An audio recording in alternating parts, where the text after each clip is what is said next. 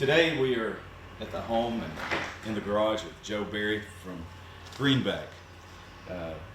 Joe has an interesting story. We're going to go from the beginning to all the way to the classic cars today. All right, tell me about the community that you grew up in. I grew up in the Glendale community, right below Glendale. Lived on a farm. We was poor people, real poor people. Come a family of 9 kids. And I guess you'd say you didn't want the power to go off with biscuits on the table. And why is that? There might not be no biscuits left on the plate when the lights come back on. Well, what was it like growing up in the Berry household? Well, like I say, we were very poor with all those kids. My dad was a farmer. We usually had an old there's what they call a food truck run once a week. We call it the peddler. Peddler run on Thursday, and they would keep a count of everything till we sold the tobacco to pay it off. And sometimes they'd buy chickens, they'd buy potatoes or whatever we had, but we actually grew most everything we had. Killed a hog or two. So we just dirt poor. What stores do you remember around the Glendale area that you all went to? Well, the only store that we had was probably 2.5 miles away. There's one in the Glendale community and one in the Bustletown community. Okay. And if we went to town, we walked. We didn't have a car. We didn't have electricity. Like I say, we were dirt poor. Yeah. So what did you do for fun then? We might ride them old work mules. We had, believe it or not, we didn't have no basketballs. I learned to play basketball with a gallon bucket nailed on the wall, using a little rubber ball about that big, dribbling in the barnyard, Yeah. putting in that gallon bucket. So you had a lot of brothers and sisters around. So, 6 brothers, 3 sisters. so I'd say y'all probably made games up to play. Well, the 3 older brothers was mostly involved in the ball playing. Okay. Now, Gilbert, he was a little more timid than Bill and I. So mostly it was Bill and I that battled out on the gallon bucket basketball. Okay. Okay. So you went to Glendale Elementary? Went to Glendale Elementary. So what are your memories of Glendale Elementary School? I guess it's called grammar school at that time. It was just, we had an old basketball court, blacktop, outside court.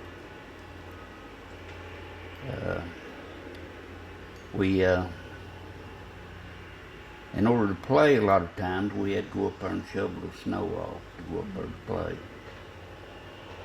Sometimes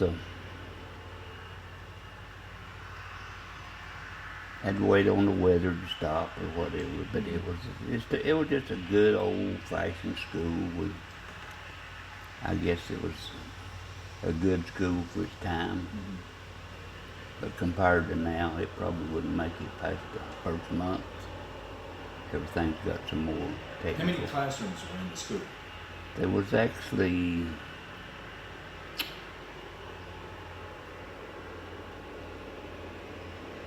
I can't remember whether it was 8 or I think there were 8 classrooms. Okay, so y'all had enough for Yeah. a grade level per class then? Yeah. Okay. Yeah. Okay. And teachers, they did the best they could do in the time. If I ask you the first teacher that pops in your mind from Glendale, who would that be? Mac Murphy. And why? Well, he was the principal, Okay. and he'd get out there on the ball court with us and play. Right. He was kind of not an athlete, but he was rough. Yeah. But we would play out there for hours on hours with him, and he had a trailer that moved right there next to the ball court, so we didn't have far to go. Yeah. So what teams did y'all play in those days? Well, we played Loudon, Philadelphia, Browder, Okay. Eaton's, things like that. Yeah. I remember Browder, they had a little bitty gym over there, and one of the goals was kind of slanted a little bit. And we always liked to shoot on that side where it was slanted because it was easier to hit it. Did y'all play sticky? Yeah, I think we did play sticky. Do you remember where the scoreboard was? It was on one of the corners, and it was a chalkboard, and the kids would go up there and keep the score on that chalkboard. No, I don't remember that, no. That's my memory of that. So from Glendale, you went on to Greenback High School. Now, what year was it that you graduated? 64. 64. 60 years this year. Yeah. So what was it like going to Greenback High School in the 60s? It was different. It was different. I'd like to back up just a little bit Okay, if we sure. possibly could. Back when I was in the 7th grade, I would walk from my home to Glendale on Sundays and play ball all evening and walk back. And that was about 5 miles each way. That's a long walk. That's a long walk after playing for 4 or 5 hours. Yeah. Did you play any other sports in high school? I did not. Just basketball. Okay.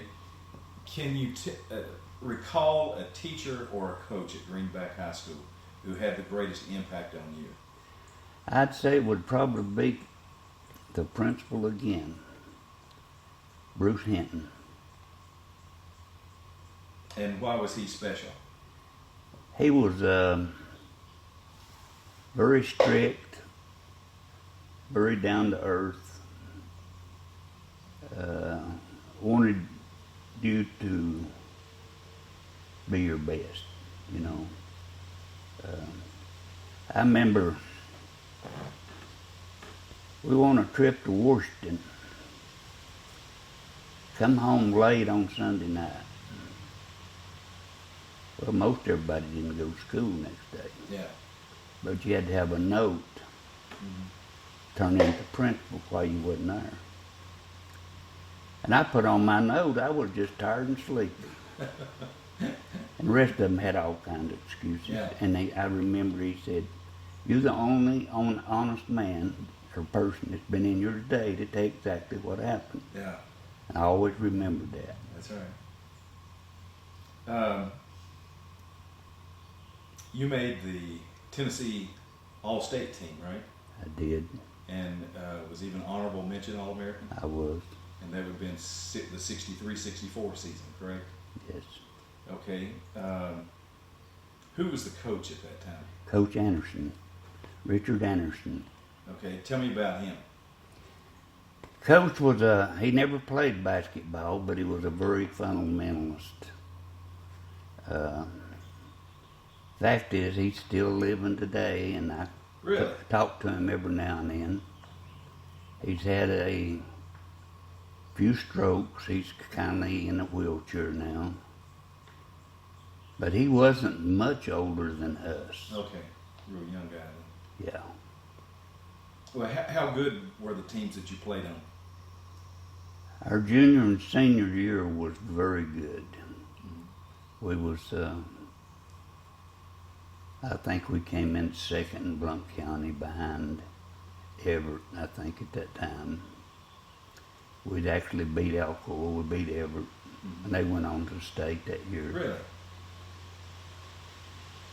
And this was for classifications hits. So classifications hit. So once you got put out in the tournament, That was it. and you're playing in a lot bigger schools too. Yeah. So what position did you play? Forward. And what were your strengths as a player? Looking back. I'd say my strength was probably my jumping ability and the quickness I could jump. Yeah. A lot of people, I had run into a guy a few years ago that played at Porter. And we was playing in a very tight game. And he brought this up, I didn't remember. But anyway, we was, I believe, 1 point ahead, or maybe 2 points ahead. And we were shooting a free throw. And I went up and got that rebound. He said, "You had the ball in your hands before I got off the floor." And I still remember him telling me that. Yeah. I don't remember, but he told me that. Now, with the proximity of Von Orr being so close, I thought maybe Von Orr might have been your all's biggest rival.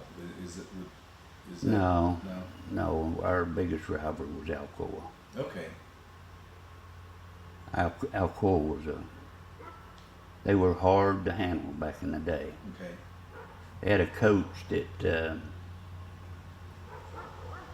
Osborne was his name. I remember that. He was a very good man-to-man coach, defensive coach. And we weren't used to that. Okay. So did y'all play zone?